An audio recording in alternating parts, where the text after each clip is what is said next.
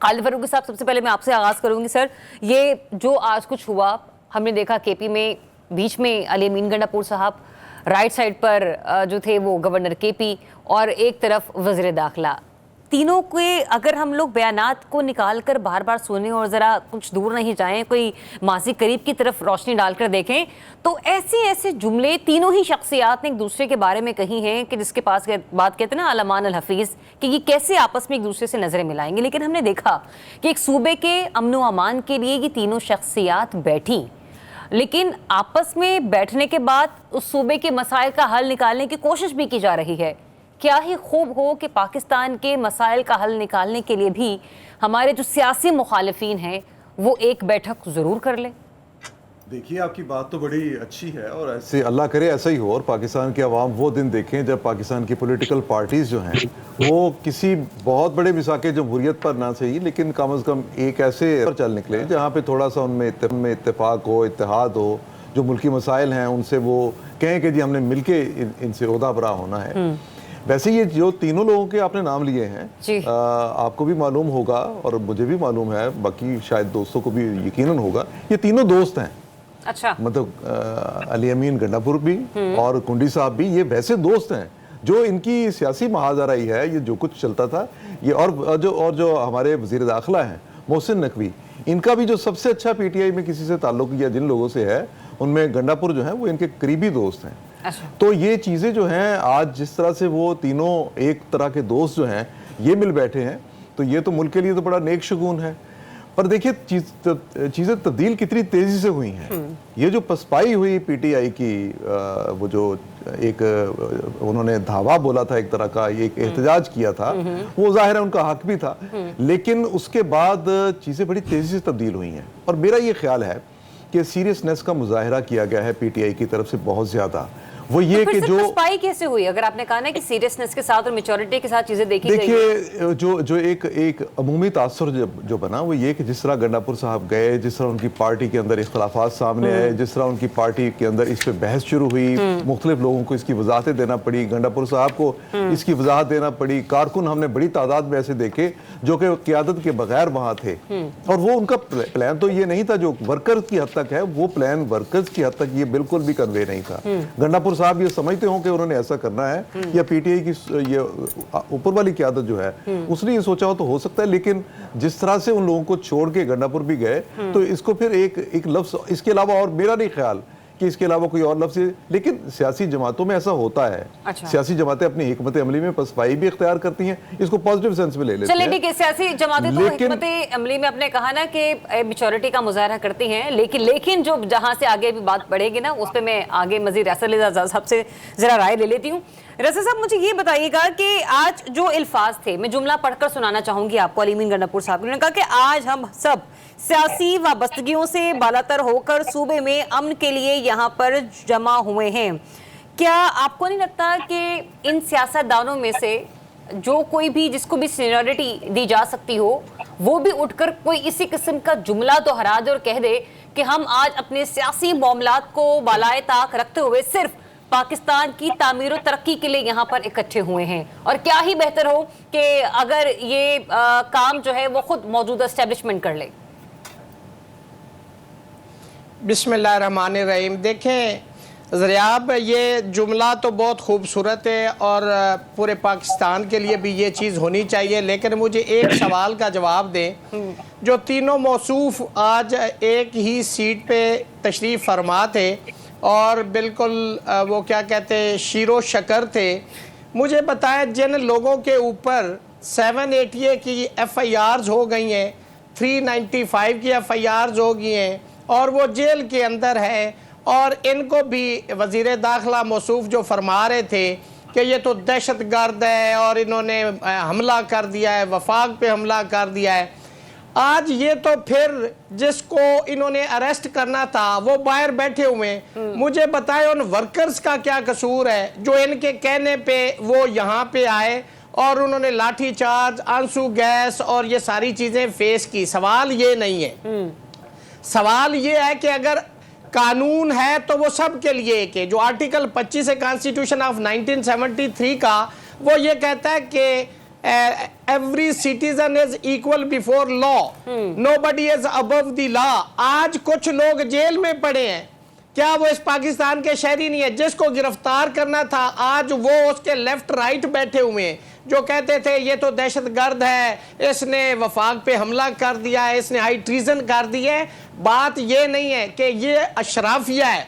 मैं समझता हूं कि जो पाकिस्तान की आवाम को बेवकूफ बनाया जाता है ना मुख्तलिफ स्लोगन के ऊपर, आवाम को भी सोचना चाहिए। और हम तो हमेशा सोच के बात करते हैं। आवाम की भी आंखें इससे खुले, आवाम की भी आंखें इससे खुले। मैं आपको कंटिन्यू करूंगी। अभी हमें शुएब शाहीन साहब ने ज्वाइन किया है, उन्हें वेलकम करते हैं। शुएब शाहीन साहब, बहुत शुक्रिया आपके वक्त का। सर फरमाइएगा, आज केपीके में जो बिगड़ती सूरत हाल है अमन अमा की, उसके हवाले से एक बड़ा खूबसूरत मंजर आंखों ने देखा। दाएं जानिब गवर्नर केपी और दूसरी तरफ वज़ीर दाखिला और बीच में अली गंडापुर। शदीद सियासी मुखालफीन समझे जाते हैं पाकिस्तान तहरीक इंसाफ की ये दो शख्सियत, अगर सूबाई सतह पर मैं इस मामले को देखूं। लेकिन सर सूबे में अमन अमान के हवाले से मिलकर बैठे, सर क्या ही बेहतर हो कि अगर तमाम सियासी जमातें भी दाएं और बाएं बैठ जाएं और बीच में पाकिस्तान तहरीक इंसाफ हो और जो सियासी मामलात हैं उनका हल बेहतरी की जानिब निकाला जाए। देखिए, अच्छी बात की है आपने। ये तो मैं समझता हूँ कि एक डिस्क्रेडिट गोज टू अली अमीन गंडापुर। अच्छा। उस चीफ मिनिस्टर ने वहाँ की जो सूरत हाल थी, जो कुछ हो रहा था, उसको मैनेज करने के लिए उसने अपने सियासी मुखालिफिन के साथ बैठना में कबूल किया।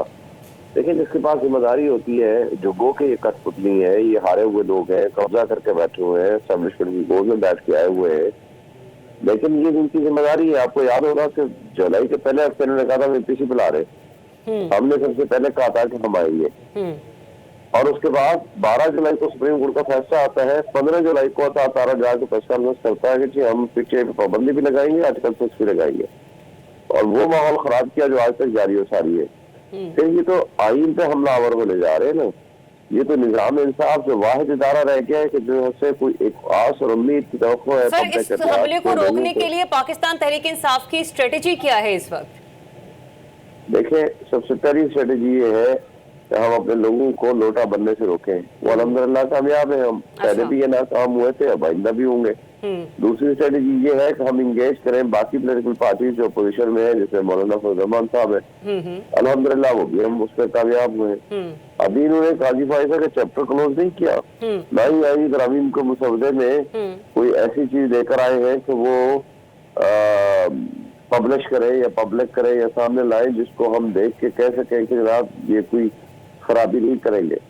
तो अब तो अल्हम्दुलिल्लाह हमारी एफर्ट से ये नाकाम हुए हैं और आइंदा भी गलत। सर खबर ये थी कि आप लोग और मौलाना साहब की जमात मिलकर एक आईनी मुसव्विदा मंजर आम पर लेकर आएगी। सर उसके पॉइंट्स या वो मुसव्विदा तैयार हो गया?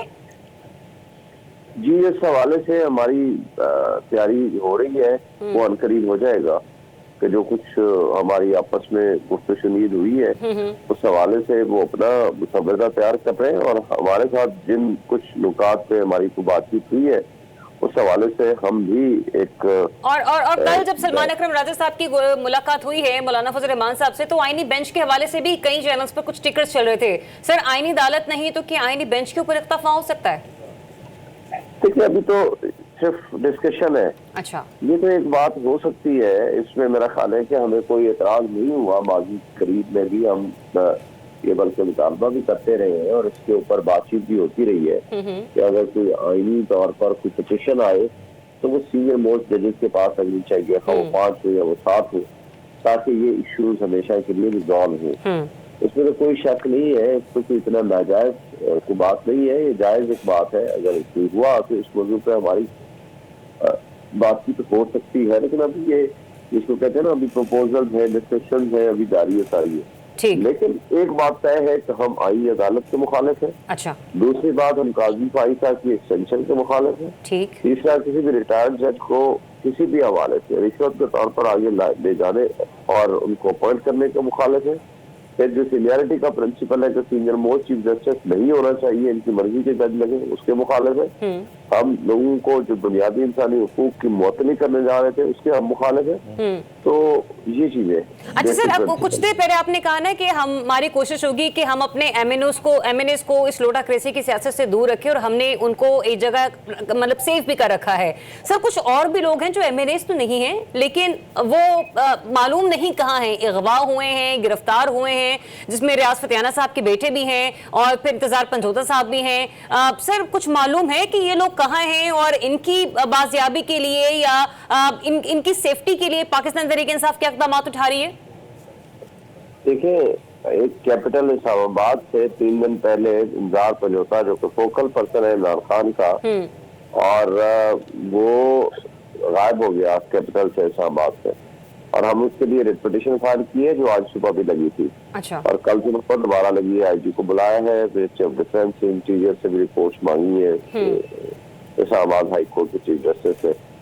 देखिए, ये तो फेलियर है किसी भी एक, आप अगर दारुल खिलाफा से एक सीनियर वकील की इस तरह की गुमशुदगी जाहिर करती है कि ये कुछ दाल में काला है। और इन दिनों में जबकि इमरान खान साहब से मुलाकातें बंद की हुई है और उनकी बहनों को भी उठाया हुआ है और उसके तमाम रिश्तेदारों को जेल में डाला हुआ है और उनकी बेगम को भी। तो इस हवाले से तो हम लीगल कार्रवाई कर रहे हैं। जहाँ तक एहसन फतियाना का ताल्लुक है, रियाज फतियाना के बेटे को पहले भी उठाया गया था वोट की खातिर। वो एमपीए भी है या मौजूदा या साबिक, मुझे पता नहीं है, मुझे याद नहीं है अभी, लेकिन उनको आई थिंक मौजूदा है शायद। अब दोबारा भी उनको जब हम हाई कोर्ट में गए तो उन्होंने छोड़ दिया, उन्होंने कहा जी हाँ वो आ गए, फिर शाम को दोबारा उठा दिया। इस हवाले से बहरहाल हमारी जो लीगल कार्रवाई है वो तो जारी है। ठीक है, और लीगल प्रोसीडिंग्स आप लोगों की जारी और सारी है, और लेकिन 3 मामलात के हवाले से आपने बाकायदा तौर पर एक बार फिर से रिपीट कर दिया कि एतराज़ात हैं कि जिसके हवाले से ये जो आईनी मुसवदा है उसकी मुखालफत कर रही है पाकिस्तान तहरीक इंसाफ।